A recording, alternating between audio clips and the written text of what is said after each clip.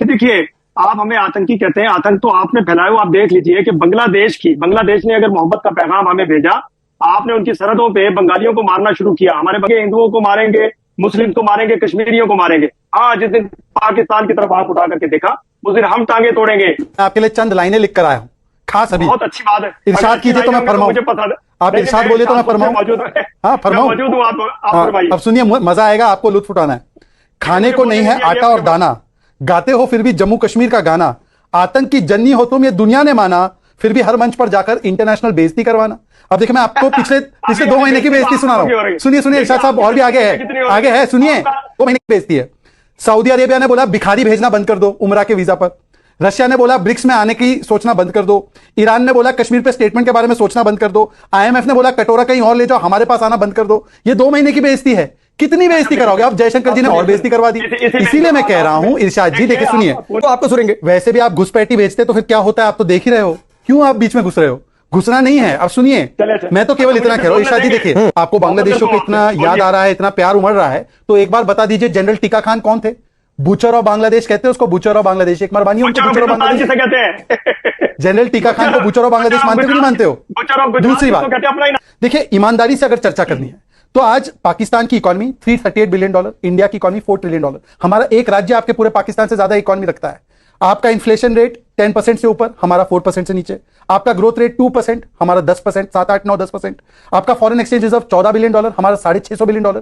तुलना नहीं बची है। आपने अपने देश को बनाने के बदले केवल देशों को बिगाड़ने के लिए आतंक एक्सपोर्ट किया, और आज आपके पास कुछ नहीं बचा है। और इसीलिए आप 10 सेकंड, एक और लास्ट एक्सरसाइज, 10 सेकंड कल्पना कीजिए, राकेश जी आप भी कल्पना कीजिए, आंख बंद कीजिए और सोचिए best CEOs in the world. तो आपके नाम आएंगे सत्या नडेला, आपका नाम आएगा लीना नायर, आपके नाम आएंगे अजय बांगा। ये सारी दुनिया के टॉप कंपनी के सीईओ। अब आप सोचिए कि टॉप पाकिस्तानी, अकीउर रहमान लखवी, आपके नाम आएंगे हफीज सईद, आपका नाम आएगा अलकायदा, आपका नाम आएगा लश्कर ए तैयबा। तो टॉप पाकिस्तानी सोचते हो तो आतंक का कनेक्शन, और टॉप भारतीय सोचते हो तो दुनिया की सबसे बड़ी कंपनी के सीईओ के नाम। यही अंतर है भारत और पाकिस्तान में। इसीलिए अपनी इंटरनेशनल बेइज्जती करवाना बंद कीजिए और कम से कम आतंक का रास्ता छोड़िए। ठीक है, बोलेगा, अगर ये गलत बोलेगा तो मैं बोलूंगा बीच में। आप नहीं तय करेंगे ना, रुक जाइए। इरशाद साहब, बीच बीच में फटने की तो बीमारी पेजर और बॉम्ब की है। आप ना पेजर है ना बॉम्ब है, तो बीच में क्यों फटे जा रहे हो? अपने समय का इंतजार कीजिए। या तो लगेगा आप पेजर हो या बॉम्ब हो। अब पता नहीं, पेजर वेजर लेकर घूमते नहीं हो ना आजकल। पेजर लेकर नहीं घूमना है इरशाद साहब, पेजर रख दो साइड में। इरशाद साहब पेजर रख दो साइड में। इरशाद साहब डिबेट के पहले पेजर रख दो। ऐसा है कि आप जो बात कर रहे हैं ना, पीओके के ऊपर तो भारत का स्पष्ट रेजोल्यूशन है पार्लियामेंट का कि ये भारत का अभिन्न अंग है और ये भारत में ही वापस आना है। ये तो पीओके जब टेम्पररी इनके पास इन्होंने कब्जा करके रखा है, और वो भी इतने बेगैरत है कि इन्होंने चाइना को बेच दिया है, और चाइना वहां पर इनको वहां पर आने भी नहीं देता, और चाइना उनको वहां से ही भगाता।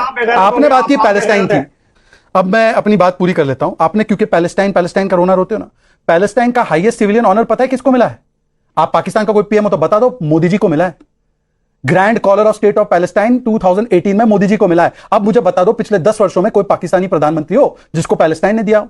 अरे पैलेस्टाइन छोड़ो, सऊदी का, यूएई का, बहरीन का, इजिप्ट का, पैलेस्टाइन का, सारे बड़े देशों का, मुस्लिम ममालिकों का सबसे ज्यादा बड़ा सिविलियन ऑनर भारत के प्रधानमंत्री को मिला है। पाकिस्तान को फूटी कौड़ी नहीं मिली। मतलब मुस्लिम देशों में भी आपकी क्या हैसियत है, यह समझ लीजिए। और इरशाद जी चिंतन कीजिए। आपको बता दूं कि भारत 10 वर्षों में अपना टेम्पलेट चेंज कर चुका है। इससे पहले जब आतंकी हमले होते थे चेन्नई, नागपुर, बेंगलुरु, दिल्ली, तो हम लोग अंतर्राष्ट्रीय मंच पर जाकर कहते थे देखो पाकिस्तान ने हमें मारा, देखो पाकिस्तान ने हमें मारा। अब क्या हुआ है, एक मोदी आया है। मोदी आने के बाद जब उरी होता है या बालाकोट या पुलवामा होता है, तो हम घर में घुसकर सर्जिकल स्ट्राइक करते हैं, और पाकिस्तान जाके अंतर्राष्ट्रीय मंच पर बोलता है अरे देखो ये मोदी मार रहा है, ये देखो मोदी मार रहा है। तो ये टेम्पलेट चेंज हो गया। मोस्ट फेवर्ड नेशन से अब मुंह तोड़ जवाब पे आ चुके हैं। अब ये मुंह तोड़ जवाब ही मिलेगा आपको। तो इसीलिए आप ये सारे विश्वविद्यालय में तो वहां पर जाकर केवल आप वहां पर जाकर थीसिस दे सकते हैं, वहां पर जाकर बातचीत नहीं होनी है। अब तो बातचीत केवल इतनी है, 2 बातें हैं मुबीन साहब। बातचीत 2 चीजों पे है, आतंकी भेजना कब बंद कर रहे हो, और जम्मू कश्मीर का जो हमारा हिस्सा आपके पास है अवैध रूप से वो कब लौटा रहे हो। 2 ही बातों पे बातचीत होनी है। तीसरी बात पर बातचीत ही नहीं करनी है। आपकी हैसियत ही नहीं है कोई पाकिस्तान की बातचीत करने की। पाकिस्तान से तो बातचीत केवल 2 विषयों पर। दूसरी बात मैं सिर्फ इरशाद जी कह रहा हूं, अरे भाई इरशाद जी फिर से आप पेजर की तरह बजने लगे। अब सुन तो लीजिए पूरी बात, आवश्यकता नहीं। हमारे देश में तो सुप्रीम कोर्ट और जुडिशरी है, पर आपको मुसलमानों की चिंता है ना, तो बताइए शियाओं को कौन मार रहा है पाकिस्तान में? अहमदिया को कौन मार रहा है पाकिस्तान में? यमन में मुस्लिम बच्चों को कौन मार रहा है? लेबनान में और सीरिया में मुस्लिम कहां मर रहे हैं? किसकी वजह से मर रहे हैं? वहां पर आरएसएस है क्या? वहां पर हिंदू है क्या? वहां पर बीजेपी है क्या? आप बताइए, हर मुस्लिम देश में 56 मुस्लिम देश है, उठा के देख लीजिए। अफगानिस्तान में, भारत में 72 फिरके मुसलमानों के शांति से रहते हैं। ऐसा कोई और देश नहीं मुसलमान जहां पर 72 फिरके एकदम शांति से रह पाए। ये भारत में रह पाते हैं और कहीं नहीं रह